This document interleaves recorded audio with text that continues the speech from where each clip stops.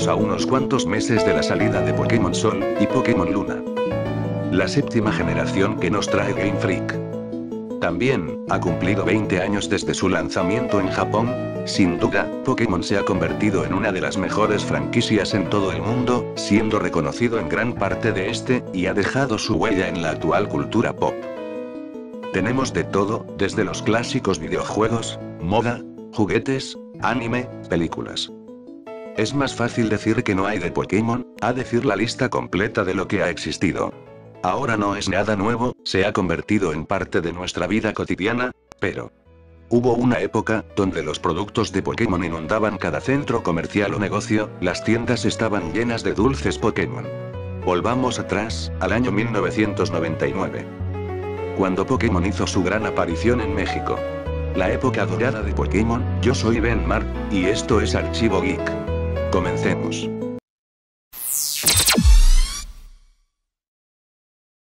En los 90s, la programación de la televisión abierta era muy surtida. Había desde anime, caricaturas y series de televisión. Pero, fue el 3 de marzo de 1999, cuando Pokémon hizo su primera transmisión en México, en la sección Ultra Túnel 5. Ya existían mercancía de Pokémon en México antes de su lanzamiento televisivo, y pasaban los comerciales de juguetes Hasbro y Tiger. Las versiones azul y roja también estaban disponibles, aunque no muchos conocían de su existencia, o simplemente los pasaban por alto. En ese entonces, si no aparecía en televisión, no existía. La serie de anime fue su mejor comercial. Era llamativa y presentaba un concepto nuevo que nunca se había visto.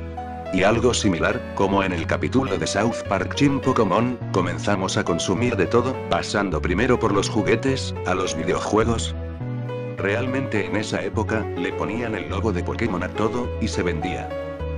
Anteriormente, la serie más comercial eran las Tortugas Ninja. En septiembre de ese mismo año, la serie comenzó a transmitirse por Cartoon Network.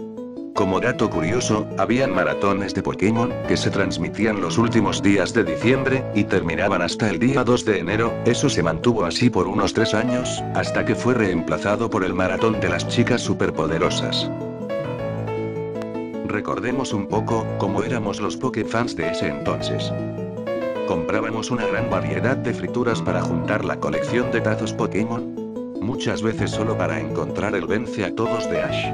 Aunque, casi nunca usábamos las reglas de quién vence a quién. Como un dato adicional, los tazos de Pokémon ha sido la promoción de tazos más exitosa que ha tenido Sabritas hasta la fecha. No solo llegó la película de Pokémon a los cines de México. También había una obra de teatro. Con cosplay, con botargas. Y también se llegó a transmitir en televisión. Lo más curioso de esta obra, era que Dahlia, madre de Ash, nos dice que tuvo un amorío con Giovanni, jefe del equipo Rocket, y pudo ser el padre de Ash. Ahí tienen material fans de las teorías Pokémon. Antes no eran fácil distinguir entre algo genérico u original. Habían tantas cosas de Pokémon que era difícil saber cuál era cuál. A veces comprábamos imitaciones sin saberlo. Aunque la calidad era tan buena que no había por qué quejarse. Mientras más se acercaba la película a los cines, más caíamos en la trampa de picarlo, pensando que era una nueva evolución de Pikachu, o Raichu. Pero después de su estreno, supimos que su nombre era Merrill, y no tenía nada que ver con una evolución de Pikachu.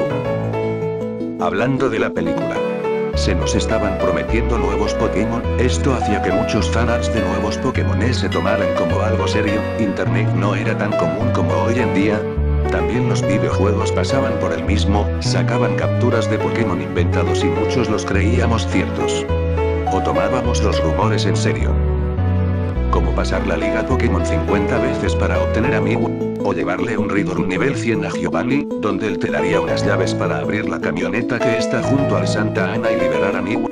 Y no olvidemos el jardín oculto de Bill, donde se supone que habían Togepi's salvajes. Como estas y muchos más rumores inundaban los juegos. De hecho, los juegos de Pokémon se convertían en la excusa perfecta para comprar un Nintendo 64, o un Game Boy. Hablando de Pokémon Stadium, ¿seré el único que echa de menos los minijuegos?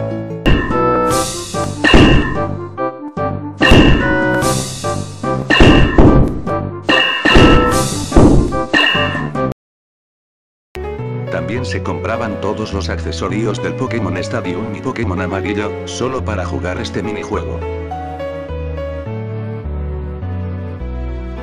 Todos conocemos a Ho-Oh, la ave legendaria, pero en esos tiempos no se conocía mucho de él, todos queríamos saber su nombre. Habían quienes decían era Articuno, o Moltres. El álbum de Pokémon era lo más cercano a un Pokédex económico, y servía para aprenderse el nombre de los 150 Pokémon, y conocer un poco más de ellos. Tener un Pokédex de Tiger, en ese entonces era como llevar un iPhone 6 de 120 GB. Ahora hablaremos un poco de sus juguetes. Estas Pokécanicas y Poképelotas eran un éxito a la hora del descanso y después de salir de clases. Había gran variedad de juegos de mesa o juegos didácticos, algunos solo cambiaban las cajas para hacerlos pasar como algo de Pokémon, pero era el mismo juego de siempre con publicidad engañosa. Prodigipet era la marca genérica con mejor detalle, sus primeros lotes tenían una calidad muy similar al original, y era la mejor opción cuando el bolsillo no alcanzaba para algo original. Estas figuras para armar eran otra promoción de Sabritas. El Polly Pocket Pokémon. Sin comentarios. También habían estos Pokémones de gel, que aunque no lo creas, en las salidas de escuela la gente se amontonaban en los pequeños puestos por encontrar uno que hiciera falta en sus colecciones. En aquel entonces solo costaban un peso. Esa Navidad de 1999, fue la Navidad Pokémon, en los supermercados existían pasillos completos dedicados a Pokémon, muy similar a lo que vemos ahora con Max Steel. Piénsenlo así.